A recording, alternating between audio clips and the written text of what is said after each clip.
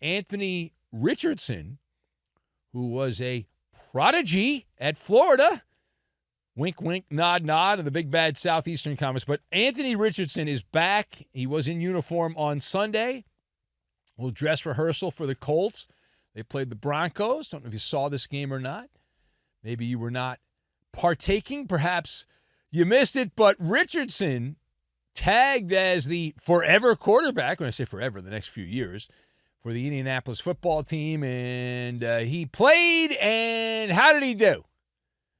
A rusty Pelican, or in this case, a rusty Colt there against the Denver defense. A lot of backups were playing there. It was a practice game debut. He attempted 4 passes, completed 2 of them for 25 yards. He also had 1 rushing yard. 1. That's it.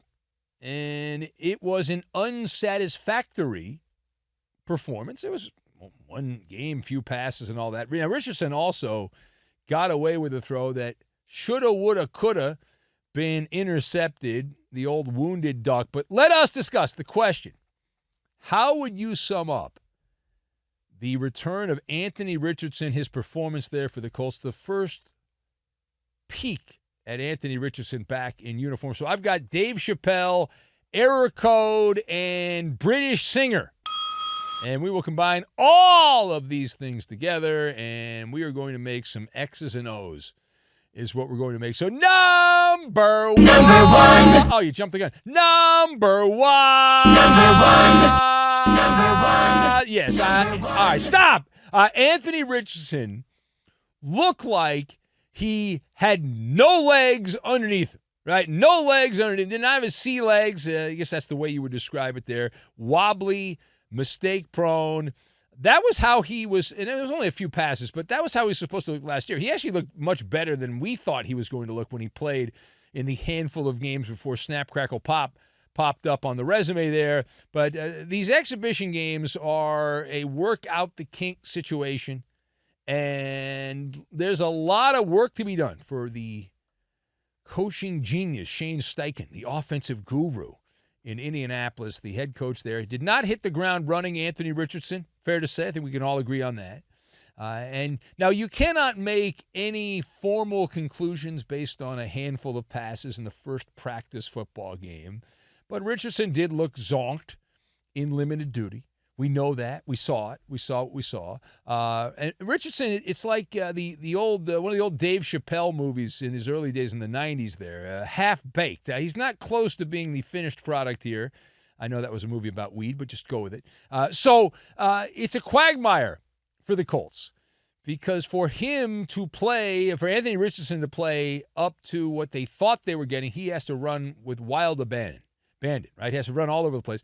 But he's going to get hurt. So it is a quagmire for the Colts. And Richardson, if he does not stay healthy, the backup option is Jump Ball Joe. Joe Flacco is sitting there. 39-year-old Joe Flacco turned 40 if the Colts are able to play into January. And he's the backup option there in Indianapolis. Gardner Minshew ain't walking through that door. He's with the Raiders.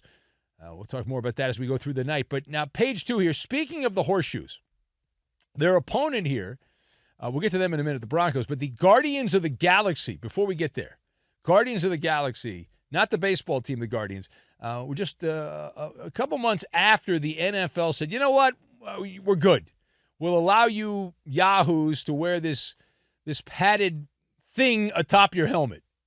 It's wild. It's happening. NFL approving the players wearing in regular season games the Guardian cap. Now, we saw the first star player. Maybe there's some other ones I missed it, but the first one that I saw that wore it, that's someone we've heard of, is Jonathan Taylor. That's a running back, Jonathan Taylor. And he was one of a handful of players, most nondescript, Flotsam and Jetsam. You never heard of him. But he's one we've heard of. And he was wearing that Guardian cap. In-game action, this is the padded thing that goes over the helmet, so you still wear the helmet, but then you got the thing on top of it. But now they put the little wrap around it to make it seem like it's legit. It's like the helmet and the whole thing. So your thoughts on this becoming normal? Dare I say normal in the NFL? So the first thought I have: not pleasing to the eye. It's not as outrageous as it had been because they put the little wrap on top of it. It's like you get your car wrapped in that wrap to make it look pretty cool. It's that kind of thing. So it doesn't look as bad. It still stands out.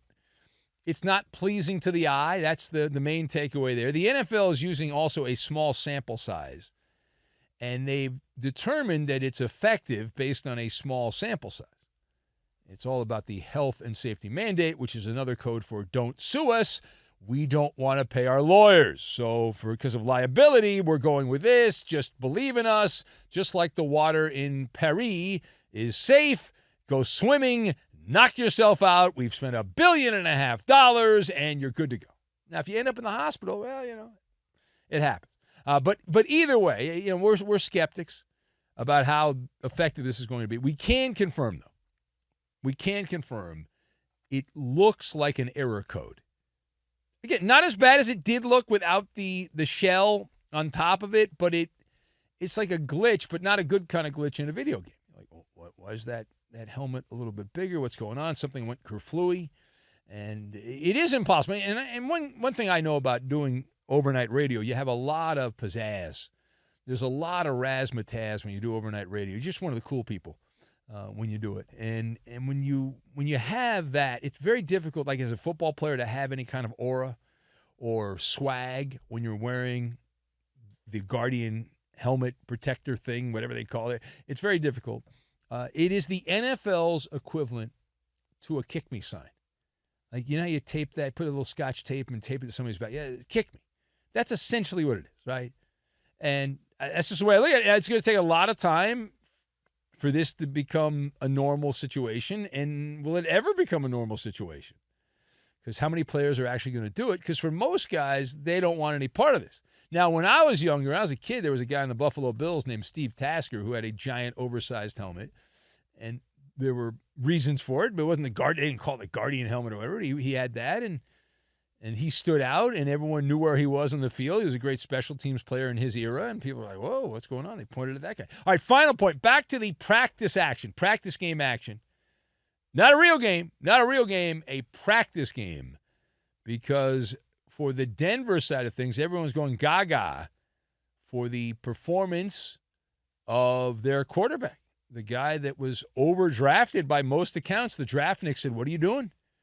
Why would you draft this guy? Why would you make a trade? Why would you get there? So what is your knee-jerk reaction to Bo Nix, old Oregon and Alabama quarterback, and his stellar performance in a practice game against the Indianapolis defense?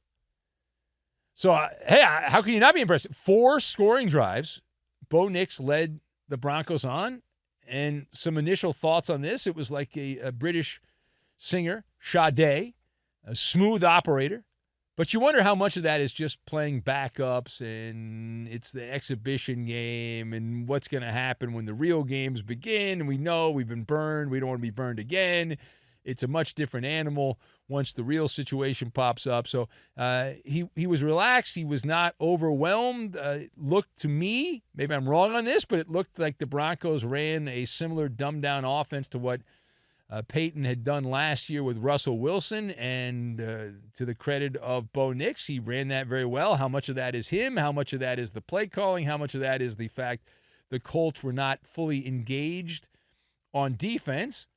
And he wasn't perfect. He was better than Jared Stidham, who did have a tipped interception to begin that game. But it seemed to me like one of these situations where the Broncos were just spoon-feeding high percentage throws, for the most part, to Bo Nix, and he was able to get the job done. So good for him. It's encouraging. You always have to put the disclaimer on that it's August football, and we'll see what happens in a couple weeks when the real season begins here. But the vanilla wafers of the dessert cart, right? That's the exhibition football. Not a lot of thought goes into it. It's more of a nuisance and an inconvenience than anything. But when someone plays well, you're like, okay. Again, we've got to do the show right now, and Bo Nix would be the guy that stood out over the weekend. He's in that handful of players that are like, that's pretty good.